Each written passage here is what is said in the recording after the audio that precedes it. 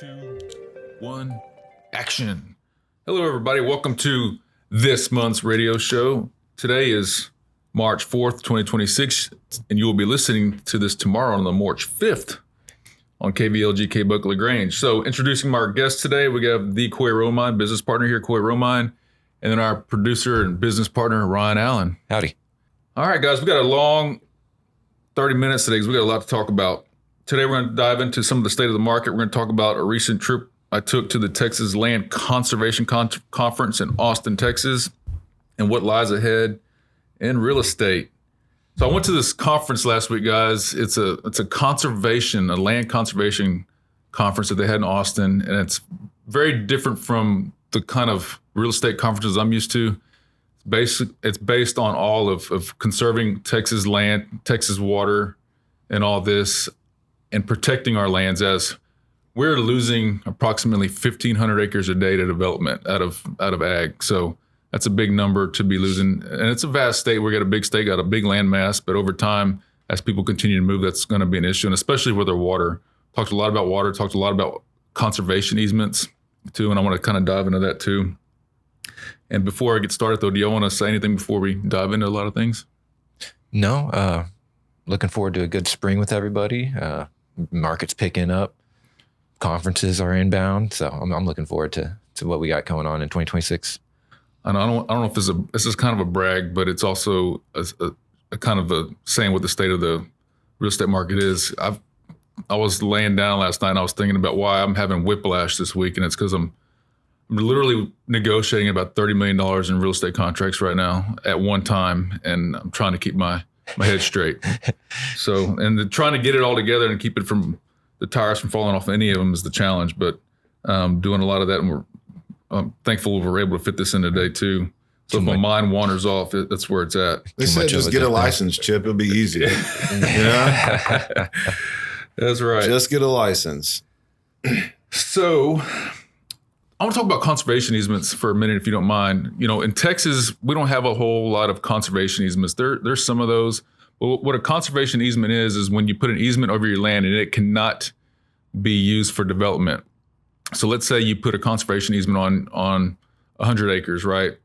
And on that 100 acres, you have to keep it in its current state. You cannot do anything with it. So let's say you put in an easement, an oil and gas company wants to drill for oil. It's not going to happen. That easement's going to protect that from happening. If you have a conservation easement over your land and somebody wants to develop it and put housing, apartments, commercial development, it's not going to happen. It has to stay in its current state. For how long? Forever, in perpetuity. So the point of conservation is to protect the lands and all this. In Colorado, you have a lot of conservation easements. You'll see a lot of land brokers in Colorado that sell that exact same ranch over and over and over. Nothing different happens to it. It's most of it's probably 90% of that property is in conservation, and the rest of it is like you may have a house or a log cabin and all this on there. But the majority of that property is in a conservation easement. So you'll see a lot of land brokers sell the same ranch 10 times over their lifetime of how long they're in the business, and that ranch will not change. And that's why you see a lot of ranch brokers in Colorado will end up selling the same ranch over and over just because they know it so well. They know it better than anybody else. They sold it 50 years ago or whatever, however long they've been in the business. And so you'll see a lot of ranchers sell the same ranch, many times in a lifetime. So, but in Texas, we don't have a whole lot of that, but they're putting out some incentives for that. So the thing that I learned about at this conference is, there is incentives to put in a conservation easement because you get these tax credits when you put it into a conservation easement. So let's say you're a very wealthy individual, or you're a conglomerate of wealthy individuals, and you'll have these people, these land trusts that put these conservation easements together, and you basically say, we bought it for $1 million, but you get appraised at its highest and best use. But what's happening is you'll have these conservation syndicates, and let's say they bought it for $1 million, and they'll come in and say, oh, we can mine clay out of this thing. The highest and best use is $8 million.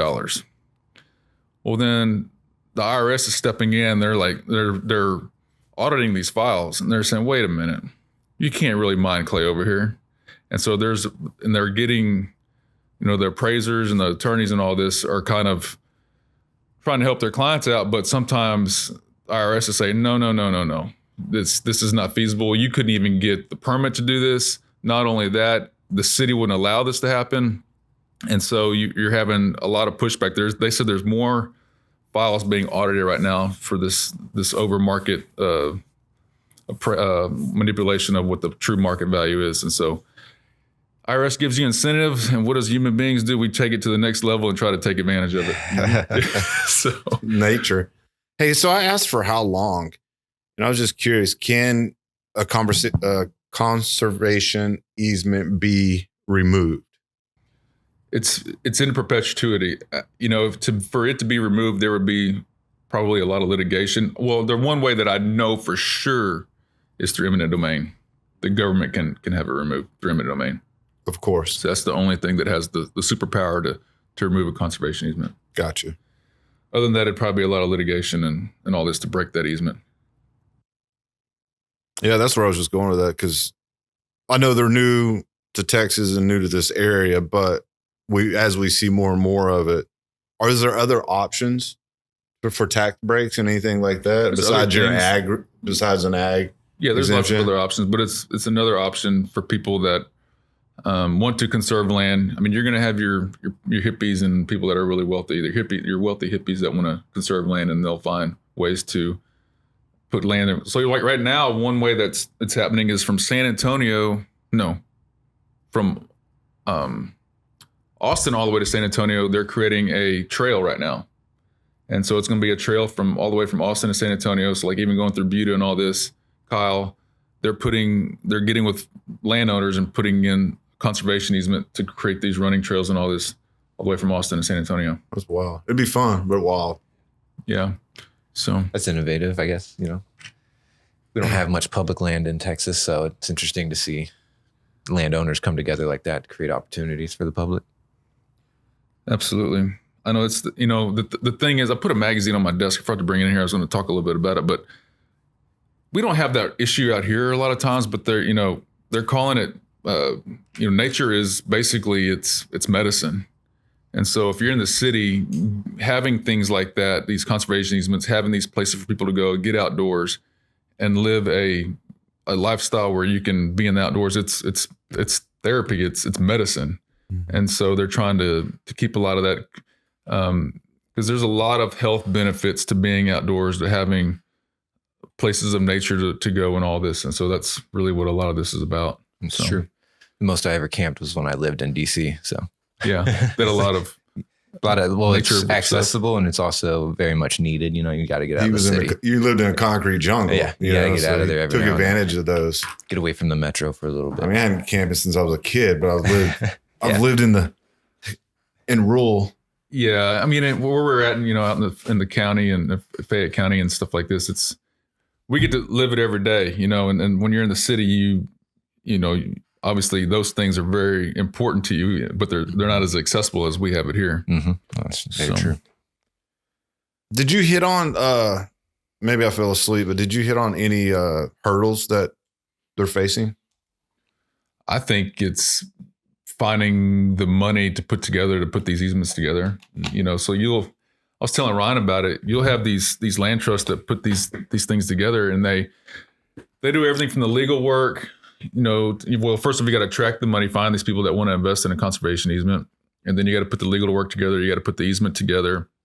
You got to hire the appraisals and all this to get the market value, so you can get your tax credits and all this. And so that's what these folks do. And then they, let's say you attract $1 million, then they take their cut off that million. I was telling Ryan, it's a pretty lucrative business for folks that are in it.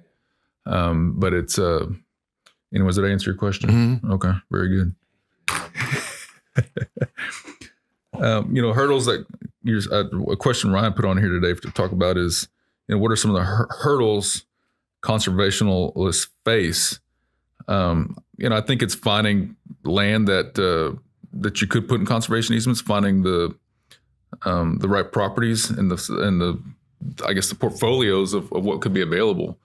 I always think about like parks and all this, like even out in our area. I've had some properties where there's a lot of runoff, there's a lot of rain, there's not very much you could do with that property. That would be a great one for a conservation easement. I always thought about that when we had here at I-10 and High Hill Road over here. You know, it was once upon a time, I believe there was like a lake there, and it'd been an awesome park, you know, for somebody for like bird watching and all this and trails and running and being out in nature. So Are there like minimums to establishing in this environmental easement? no, I mean, Or if you go into conservation Houston, there's a lot of your parks are conservation easements. Yeah. So it's just about owners wanting to pursue that. Mm-hmm. Yeah, for sure. Yeah. And what other hurdles could you be? I mean, I don't know. You know, finding a property that's not encumbered by a pipeline or being encumbered by different things too, you know?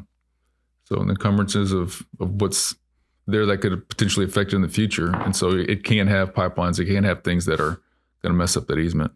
Gotcha. Because they would already have easements in place and stuff like that. Yeah. And then, you know, pipelines need to be dug up sometimes and all this. So you'd have to get releases so that makes it challenging. So, but I'm no expert. So please consult an attorney and a land trust conservationalist who specializes in these conservation easements. Right. So I'm getting better at it. So we'll love to help you navigate it if there's something you're interested in, though. Did they talk about water at all while you were there? You mentioned it, but any major things that have changed since last year? I know they're still trying to build that lake in North Texas. I don't know that I went to the water one because I've seen a lot of water things. I mean, water is an issue. But the one thing that I did go to is mountain lions. So mountain lions in Texas, they have not been protected. And I think we're one of maybe 11 states where they're not protected. I think it's 11 states that don't protect them. But we're seeing more and more mountain lions in our region showing up. So they're starting to put some restrictions there. It's more or less around trapping. So if you're going to be trapping mountain lions to keep them away from your livestock and all this, you have to check that trap, I think, within like the first 36 hours. So there's some protection now against trapping and other. There's not against killing. You can still kill a mountain lion in Texas. It's no restriction against that.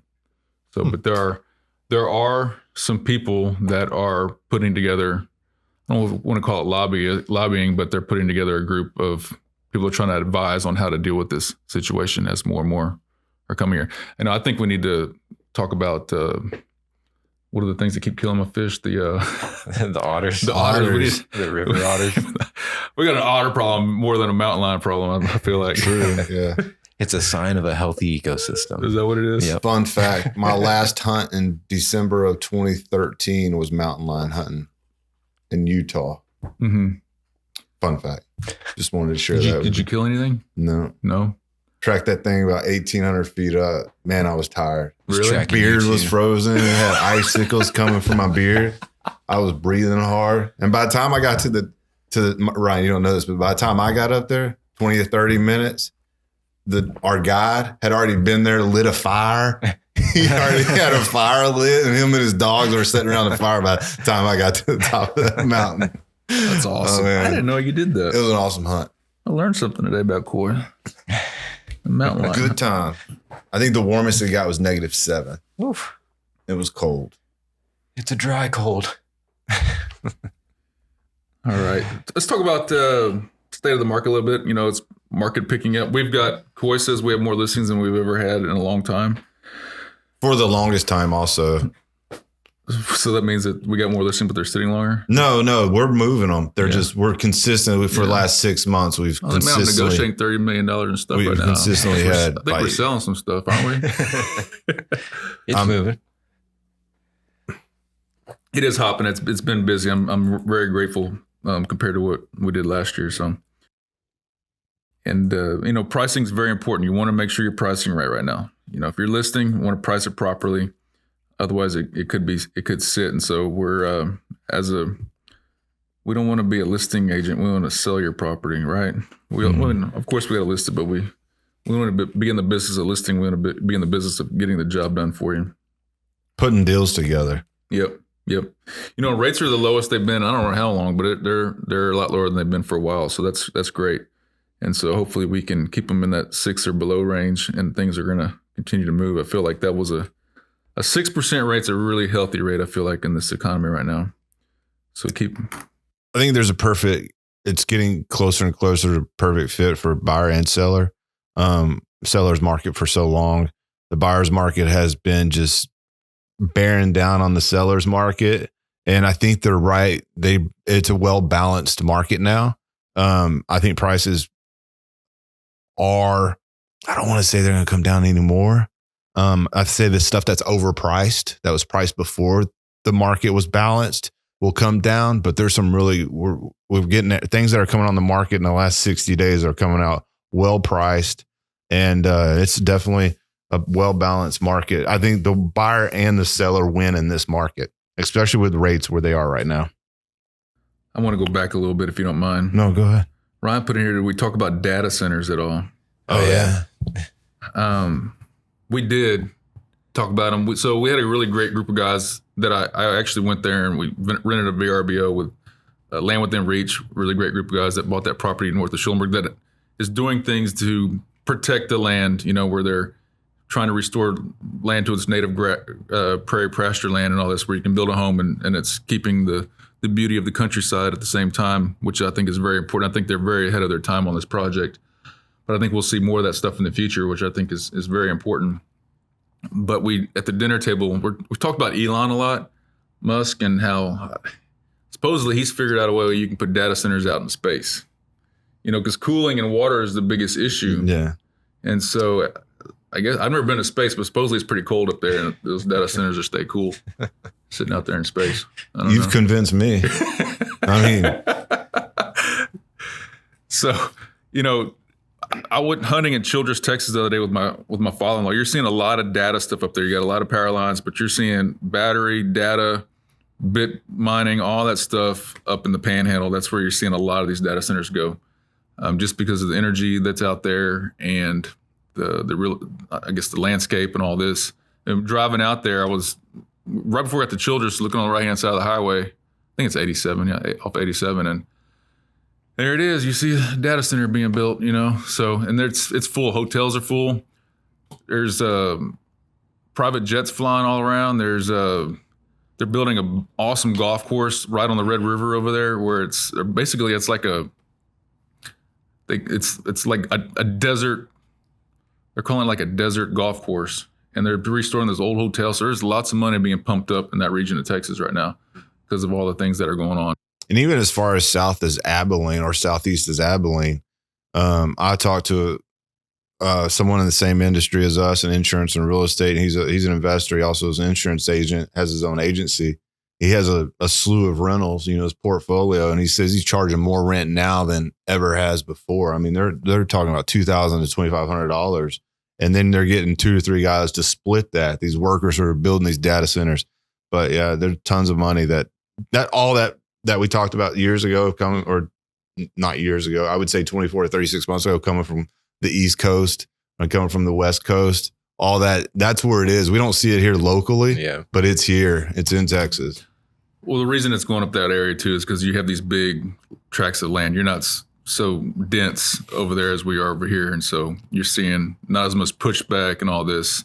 You have greater land mass and resources, other than here we just have so many more folks, and you have a lot more folks that can tell you no.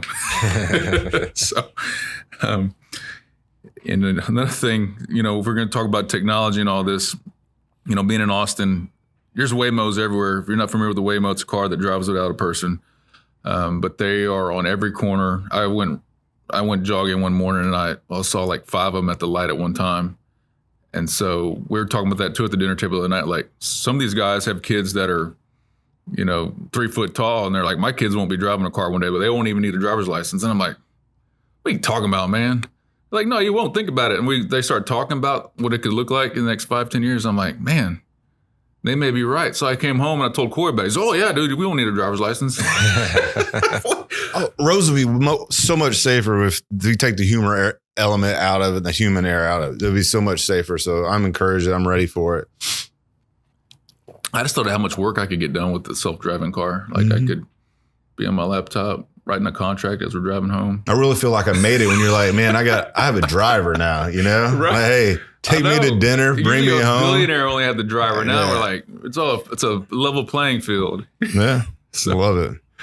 I know it's wild. We're in wild. I mean, we had our sales meeting this morning, folks, and we're talking with all the agents. We're talking about AI and how, you don't want to be left behind. And it's gonna propel at a faster and faster pace, and you have to adapt. And unfortunately, you get to embrace it or get left behind. I don't know. I wonder if it's, I was a senior in high school when we got internet, but I wonder if that generation we are now, did they fight against internet, and the people that are 40s and 50s now, are they going to be fighting against AI?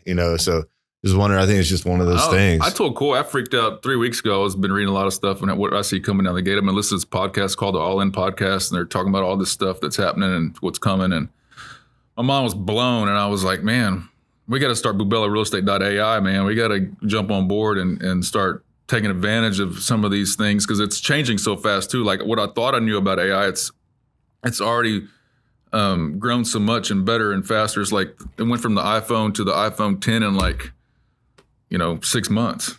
Where the iPhone 2, it took 20 years to get to that point. And now that it's just happening, compound interest, like you talked about the other day.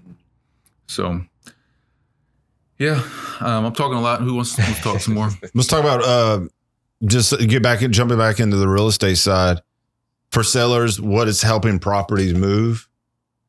Well, I think you have your opinion. I have mine. Well, pricing properly is one of the most important things, I feel like. And then also marketing that thing to the right person. Another thing that's going to change is AI is going to help people search for their home. So when they say it's not going to be about a 3-bedroom, 2-bath home, 1,500 square foot. It's going to be like, hey, I want to be by a park. I want to be next to whatever rated schools. This is where I'm at in my life. Some inventory that will help me live this lifestyle that I want.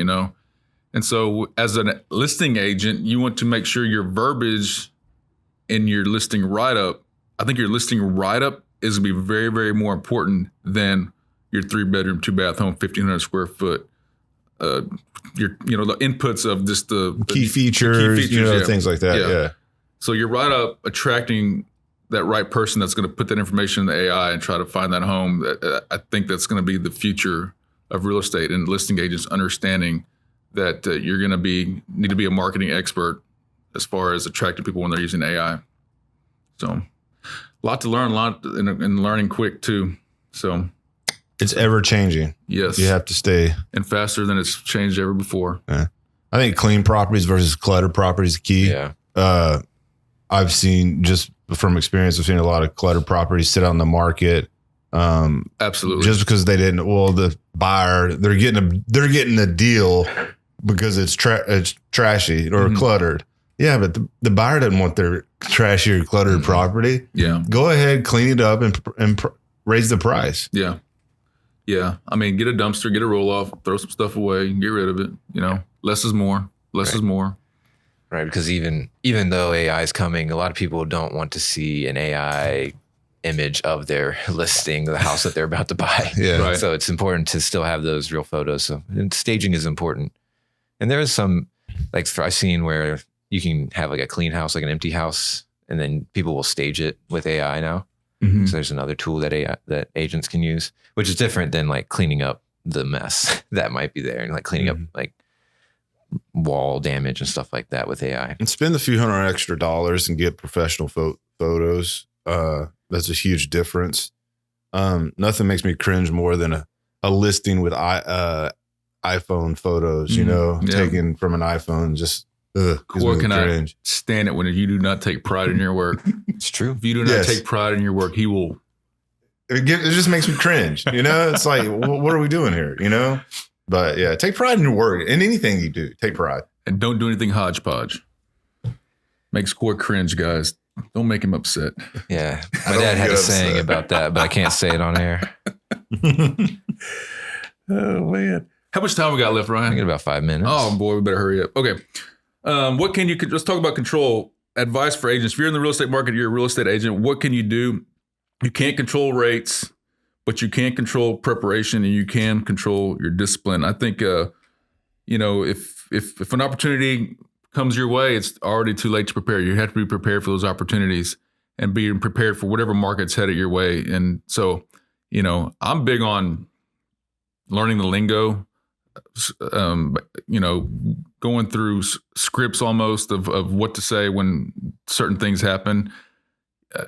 Answering a question with a question. If you know the answer, the more you know about your customer, the more you know about your client, the better you can help them. And so just asking questions. You're not being nosy. You're not being pushy. You're asking questions. You're trying to be of service. And that's your job as a salesperson, and to make really good relationships with people. Networking is about connecting, not collecting. You got to focus on deepening relationships with a few people rather than a large number of superficial contacts. So create meaningful, really rich relationships with people that you want to do business with, I think, is the secret. And building a database of clientele that you want to work with. And if you work on that, you'll do really well. So, and just discipline every day, waking up and making some phone calls, continuing those relationships. I don't always get to my calls like I want. So last night I got home, I had dinner. So I told my wife, I was like, can I go back to the office? I need to work from 7 to 9 tonight because I need to call some people. I got to get some things that are on my chest. There's some conversations I need to have. So I came up here last night and made some calls that I needed to make that I just needed my undivided attention for them. There's some things that you can't be distracted about. So anyways. All right. We've got probably 2 minutes left now. Mm-hmm. Anything y'all want to say? We just started our new company, Entre Media. If you're a business owner and you need some media, you need, content creation is the future. So Ryan here is invested in some awesome equipment, and we're going to be able to do. So if you're a business owner or somebody that wants to launch a business, we'll have some really great, I don't know, what do you want to call it, technology to help you? Yeah, videography, photography, all kinds of media services to get businesses started and help out real estate agents and stuff like that. Yeah, content creation is the future. As a real estate brokerage, I want to tell my agents it's so important to create content around yourself, not just around Bubela Real Estate, but around yourself, because we're here to support you and be your back end and all that. But at the end of the day, people hire you because of who you are and also because of the support we give. But at the end of the day, they hire you because of you and who you are, because they know you, like you, trust you, and they have that relationship with you. So, but they can't call you if they don't know who you are. Yep, you gotta start that relationship funnel. For sure. All right, Ryan, we got 30 seconds left? Yeah, we're good. Whenever you guys want to wrap up, whatever. I wish the listeners well. I hope everyone has a great week. I want just not to interrupt, but we talked about it yesterday, but I want to give a heads up for anybody that listen that in our area that are Partners Insurance clients of ours. We're going to be having a 10-year anniversary. I don't know what form that stuff has not been found out, but we're going to celebrate with our clients, with the community for a 10-year anniversary, celebrating Partners Insurance. Chip and I went in that deal May of 2016. So we're going to celebrate 10 years this year. I just wanted to. Are we still doing it at the? It's not been finalized. Okay. We kind of got some. So I won't spill the beans. Yeah. So, and then we're only doing this once a month. So I just wanted to make sure, hey, if we hit it in March, hit it in April, we may already have it in May. So if you're not an insurance client, you can become one in the next 2 months. We'll invite you. It's a joke, but yeah, we'd love to have your insurance. Or a shot at it. Yes, sir. All right, guys. Thank you all so much for listening. Corey, thank you for your time today. Ryan, thank you for your time today. I could not do this without you guys. And God bless you all. And y'all have a wonderful rest of your week. And let us know if we can help you in the real estate insurance world, or we can get you a healthier place to at Anytime Fitness in downtown Schulenburg or Smithville. Y'all be good. Thank you. Appreciate it. Take care.